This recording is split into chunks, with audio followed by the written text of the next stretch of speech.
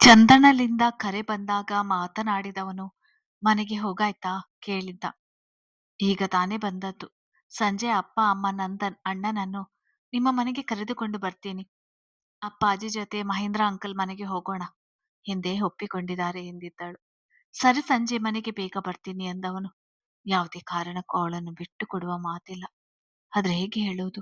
ಯೋಚಿಸುತ್ತಲೇ ತನ್ನ ಕೆಲಸಗಳ ಕಡೆ ಗಮನ ಕೊಟ್ಟಿದ್ದ. ಚಂದನ ಸಂಜೆಯಾಗುತ್ತಲೇ ಅಪ್ಪಾಜಿ, ಮಹೇಂದ್ರ ಅಂಕಲ್ ಮನೆಗೆ ಈಗ ಹೋಗೋಣ ಎಂದಿದ್ದಳು. ಹೋಗೋಣ ಎಂದವರು.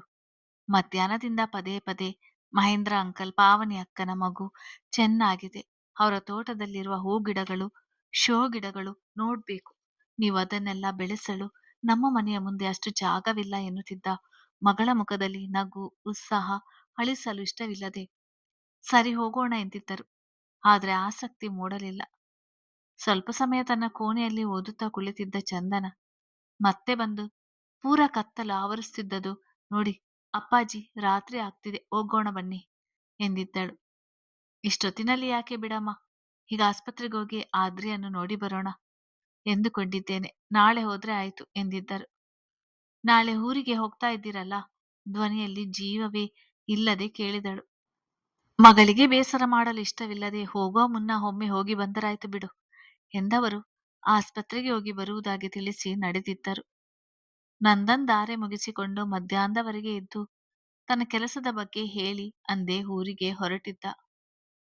ಚಂದನ ತಾಯಿಯ ಬಳಿ ಬಂದವಳು, ಪಕ್ಕದ ಮನೆಗೆ ಹೋಗಿ ಬರೋಣ ಮಮ್ಮಿ ಕೇಳಿದಳು. ಇನ್ನೂ ಇಷ್ಟೊಂದು ಕೆಲಸ ಇರುವಾಗ ಅಲ್ಲಿ ಹೋದ್ರೆ ಏನ್ ಚಂದ ಎಂದವರಿಗೆ ಬೆಳಿಗ್ಗೆಯಿಂದ ಮಗಳು 3-4 ಬಾರಿ ಇದನ್ನೇ ಹೇಳಿದ್ದು ನೆನಪಾದಾಗ, ನಾಳೆ ಹೋಗಿ ಬರೋಣ ಬಿಡು ಎಂದಿದ್ದರು. ಮಗಳನ್ನು ನೋಡಿದಾಗಲೆಲ್ಲ ಇಲ್ಲಿಗೆ ಕಳಿಸಿದಾಗ ಪುಟ್ಟ ಹುಡುಗಿಯಂತೆ ಕಾಣುತ್ತಿದ್ದಳು. ಈಗ ಬೆಳೆದು ಮದುವೆ ವಯಸ್ಸಿಗೆ ಬಂದಿರುವ ಹೆಣ್ಣಾಗಿದ್ದಾಳೆ. ಗಂಡಿನವರು ಇವಳ ಆಗಿನ ಫೋಟೋ ನೋಡಿರೋದು. ಈಗ ನನ್ನ ಮಗಳನ್ನು ನೋಡಿದ್ರೆ ಅದೆಷ್ಟು ಸಂತೋಷ ಪಡ್ತಾರೆ. ಎಷ್ಟು ಚೆನ್ನಾಗಿದ್ದಾಳೆ, ನನ್ನ ಕಣ್ದೃಷ್ಟಿಯೇ ತಾಕಿ ಬಿಡುವುದೇನೋ ಅನ್ನುವ ಭಯ. ಎಷ್ಟು ನೋಡಿದರೂ ತೃಪ್ತಿಯೇ ಅನಿಸುತ್ತಿಲ್ಲ. ಊರಿಗೆ ಬರುತ್ತಲೇ ಮದುವೆಯ ಕೆಲಸಗಳು ಅದು ಇದು ಇರುತ್ತದೆ.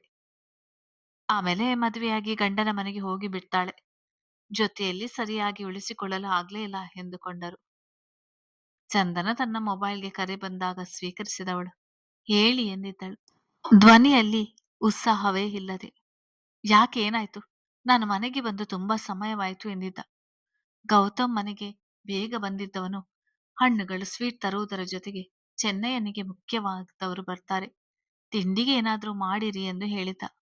ಚಂದನ, ಅದು ಅಪ್ಪಾಜಿ ಮಮ್ಮಿ ನಾಳೆ ಹೋಗೋಣ ಬಿಡು ಎಂದು ಬಿಟ್ಟರು. ಮಮ್ಮಿಗೆ ಮನೆಯಲ್ಲಿ ತುಂಬಾ ಕೆಲಸ ಇದ್ರೆ ಅಪ್ಪಾಜಿ ಆದ್ರಿ ಅಕ್ಕನ ನೋಡಲು ಆಸ್ಪತ್ರೆಗೆ ಹೋದರು ಎಂದಿದ್ದಳು. ಬೇಸರವಾದರೂ ತೋರಿಸಿಕೊಳ್ಳದೆ, ಹೋಗಲಿ ಬಿಡು, ನಾಳೆ ಬರ್ತಾರಲ್ಲ, ನೀನ್ ಯಾಕೆ, ಹೇಗಿದ್ದೀಯಾ, ನಾಳೆ ಎಕ್ಸಾಮ್ ಇದೆ, ಓದಿಕೋ, ಯಾವ ವಿಷಯನೂ ತಲೆಗೆ ಹಚ್ಕೊಳ್ಬೇಡ ಹೇಳಿದವನು ಅವಳಿಗೆ ಓದಲು ಸಮಯ ಸಿಗಲಿ ಎಂದುಕೊಂಡು ತಾನೇ ಕರೆ ತುಂಡರಿಸಿದ. ಇಂದು ದಾರಿ ಸಮಯದಲ್ಲಿ ತನ್ನ ಪಕ್ಕ ಬಂದು ನಿಂತವಳ ರೂಪ ಕಣ್ಣ ತುಂಬಿತು. ನೋಡಿದಷ್ಟು ಸಾಲುತ್ತಿಲ್ಲ ಎನ್ನಿಸುವ ಭಾವ. ಅವಳ ನೋಡಿ ಸುಹಾನ ಮನಸ್ಥಿತಿ ಏನಾಗಿರುತ್ತದೆ? ಆದ್ರೆ ಅವಳ ಬಗ್ಗೆ ಯೋಚಿಸುವ ಧೈರ್ಯ ಮಾಡಲಾರಳು.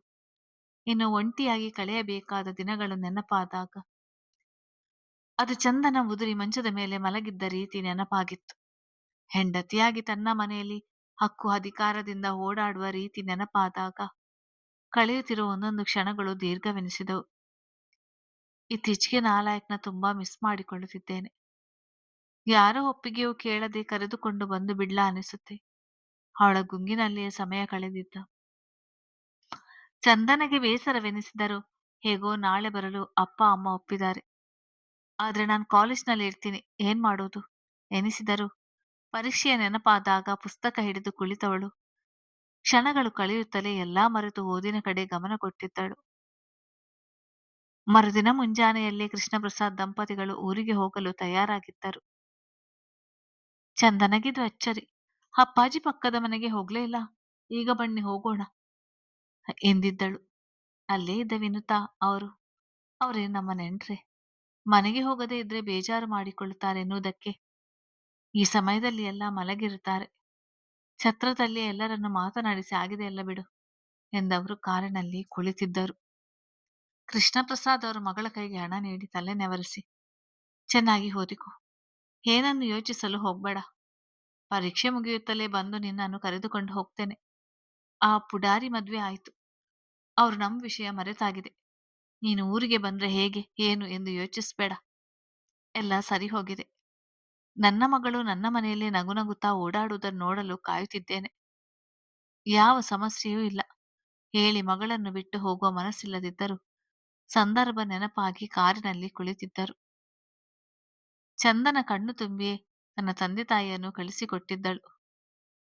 ಅವರಿಗೆ ಏನ್ ಹೇಳೋದು ಎನ್ನುವ ಚಿಂತೆ ಕಾಡಿದಾಗ ಸಂದರ್ಭವನ್ನು ವಿವರಿಸಿ ಟೈಪ್ ಮಾಡಿ ಕಳಿಸಿದಳು.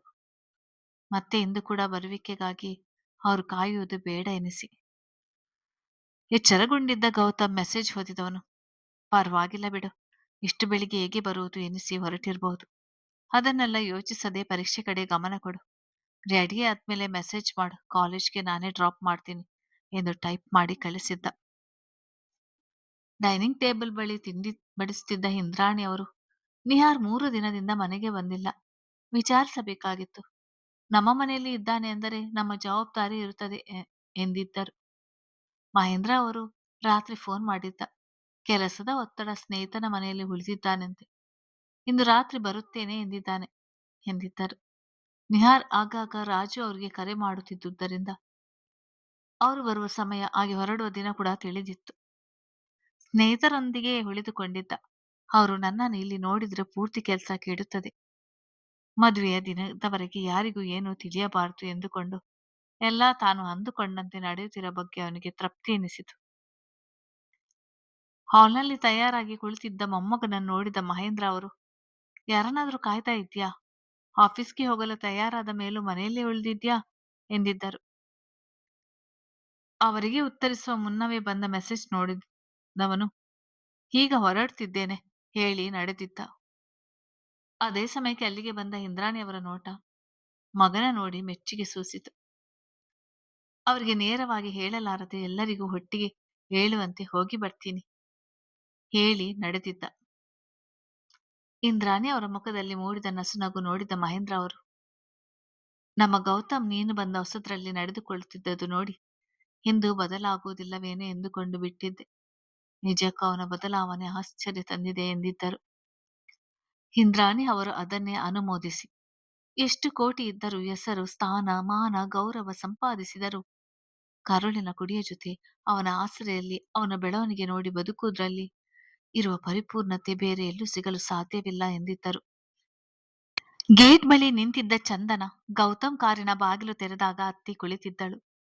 ಮುಖದಲ್ಲಿ ಅಪರಾಧಿ ಭಾವನೆ ತುಂಬಿರುವುದು ಗಮನಿಸಿದವನು, ನಿನ್ನ ಪರೀಕ್ಷೆ ಮುಗಿಯಲಿ, ನೇರವಾಗಿ ರಾಜು ಅವರು ನಿನ್ನ ತಂದೆ ಜೊತೆ ಮಾತಾಡ್ತೀನಿ. ಏನನ್ನು ಯೋಚಿಸದೆ ಎಕ್ಸಾಮ್ ಅಟೆಂಡ್ ಮಾಡು ಎಂದಿದ್ದ. ನನ್ನ ಮೇಲೆ ನಿಮ್ಗೆ ಬೇಸರ ಇಲ್ವಾ ಕೇಳಿದಳು. ಸಂದರ್ಭ ಅರ್ಥವಾಗುತ್ತೆ, ಬೇಸರ ಯಾಕೆ ಎಂದಿದ್ದ. ಈಗ ನನಗೆ ನೆಮ್ಮದಿಯಾಯಿತು ಎಂದವಳ ಮುಖಭಾವ ಸಮಾಧಾನ ಸ್ಥಿತಿಗೆ ಮರಳಿತ್ತು. ಇಷ್ಟು ಸೂಕ್ಷ್ಮವಾದರೆ ಕಷ್ಟ ಹೇಳಿಕೊಂಡಿದ್ದ. ಕಾಲೇಜ್ ಗೇಟಿನ ಬಳಿ ಕಾರು ನಿಂತಾಗ ಬರ್ತೀನಿ ಹೇಳುತ್ತಾ ಇಳಿಯಲು ಹೋದವಳ ಕೈಗೆ ಪೆನ್ನು ಕೊಟ್ಟವನು. All the best. ತಲೆಯಲ್ಲಿ ಬೇರೆ ಯಾವ ಆಲೋಚನೆಗಳನ್ನು ಇಟ್ಕೊಳ್ಬೇಡ. ಬಿ ಕಂಫರ್ಟೇಬಲ್ ಹೇಳಿ ಸಣ್ಣ ನಗು ಬೀರಿ ಇಳಿದು ನಡೆದವಳು. ಗೇಟಿನ ಒಳಗೆ ಹೋಗೋವರೆಗೂ ಕಾಯ್ದವನು, ಏನೇ ಬದಲಾದರೂ ಇವಳ ನಡೆ ಬದಲಾಗೋಲ್ಲ, ಎಷ್ಟು ಮೆಲ್ಲಗೆ ನಡೆಯುತ್ತಾಳೆ ಹೇಳಿಕೊಂಡೆ ಕಾರ್ ಸ್ಟಾರ್ಟ್ ಮಾಡಿದ. ಅಲ್ಲಿ ಸ್ವಲ್ಪ ದೂರಕ್ಕೆ ನಿಂತಿರುವ ಕಾರ್ ಯಾರದೆಂದು ತಿಳಿದಿತ್ತು. ಅವಳ ಬಗ್ಗೆ ಯೋಚಿಸಲು ಹೋಗ್ಬೇಡ, ಹುಷಾರ್. ಮೆಸೇಜ್ ಕಳಿಸಿ ಆ ಕಾರನ್ನು ದಾಟಿ ಮುಂದೆ ಸಾಗುವಾಗ ಒಮ್ಮೆ ಅವಳಿಗೆ ಎಚ್ಚರಿಕೆ ನೋಟ ಕೊಡುವುದು ಮರೆಯಲಿಲ್ಲ. ಗೌತಮ್ 3 ದಿನದ ಮಟ್ಟಿಗೆ ಗುಜರಾತ್ಗೆ ಹೋಗಬೇಕಾಗಿರುವ ಕಾರಣ ಮೊದಲ ಬಾರಿ ಹೀಗೆ ಹೊರಗೆ ಹೋಗಲು ಮನಸ್ಸು ಹಿಂಜರಿದಿತ್ತು. ಮೊದಲೆಲ್ಲ ಹೊರಗೆ ಹೋಗುವುದೆಂದರೆ ಅವನಿಗೆ ಇಷ್ಟದ ವಿಷಯವೇ. ಆದರೆ ಈ ಬಾರಿ ಮನದಲ್ಲಿ ಅಸಮಾಧಾನ ಮೂಡಿತ್ತು. ಆದರೆ ತಾನೇ ಹೋಗ್ಲೇಬೇಕಾದ ಅನಿವಾರ್ಯತೆ. ಹಾಲ್ನಲ್ಲಿ ಕುಳಿತಿದ್ದವನು ಜಾನಿಯ ತಲೆ ನೆವರಿಸುತ್ತಾ ಯೋಚಿಸುತ್ತಿದ್ದ. ಹಿಂದಿನಂತೆ ನಗುಮುಖ ಹೊತ್ತು ಬಂದ ಚಂದನ ಹೆಜ್ಜೆಗಳು ಜಾನಿಯನ್ನು ನೋಡುತ್ತಲೇ ತಡೆದು ನಿಂತಿದ್ದವು. ತಿರುಗಿ ಹೋಗಲು ನೋಡಿದವಳು ನಿಂತ್ಕೋ ಎಂಬ ಧ್ವನಿ ಕೇಳಿ ಅಲ್ಲೇ ನಿಂತಿದ್ದಳು. ವರಂಡಕ್ಕೆ ಜಾನಿಯೊಂದಿಗೆ ಬಂದ ಗೌತಮ್ ಅಲ್ಲಿದ್ದ ಆಸನದಲ್ಲಿ ಕುಳಿತುಕೊಂಡವನು ಅವಳನ್ನು ತನ್ನ ಮತ್ತೊಂದು ಬದಿಗೆ ಕೂರಿಸಿಕೊಂಡು, ನಾನಿರುವಾಗ ಯಾಕಿಷ್ಟು ಹೆದರ್ತೀಯ? ನಾನು 3 ದಿನ ಮನೆಯಲ್ಲಿ ಇರೋಲ್ಲ ಎಂದವನಿಗೆ ಹಿಂದಿನ ದಿನ ರಾತ್ರಿ ನಿಹಾರ್ ಕುಡಿದು ತೂರಾಡುತ್ತಾ ಬಂದದ್ದು ನೆನಪಾಗಿತ್ತು.